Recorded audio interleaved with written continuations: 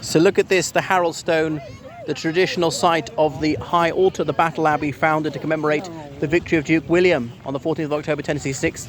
The high altar was placed to mark the spot where King Harold died. That's Harold Godwinson, the last Anglo-Saxon king. So here I am at Battle Abbey in Hastings, just a few miles inland, where the Battle of Hastings was fought.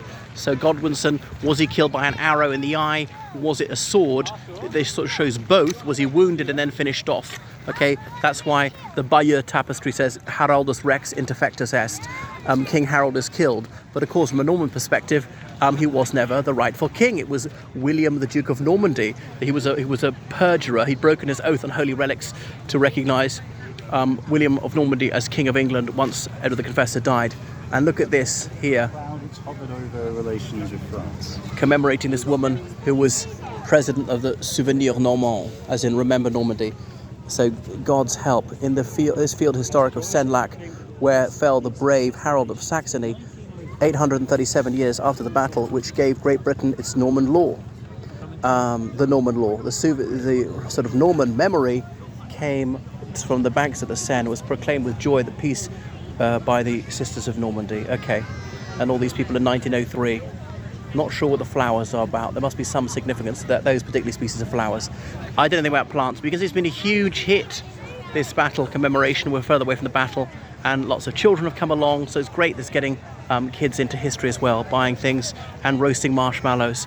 And over there's the crypt. Crypt is in secret or hidden in ancient Greek, as in the basement of the church where there are many, many tombs.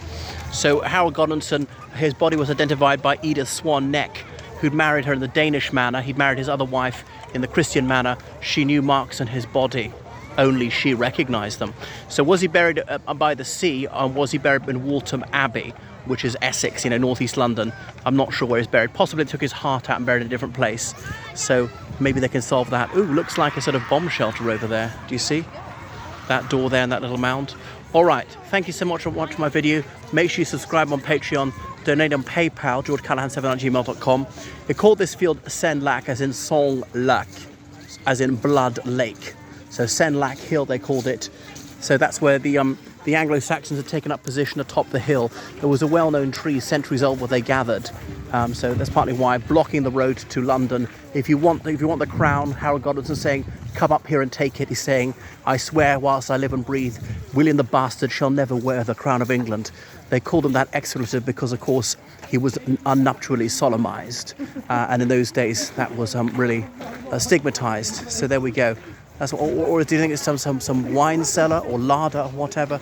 And look, must be a more recent folly. Okay, toodaloo, everyone.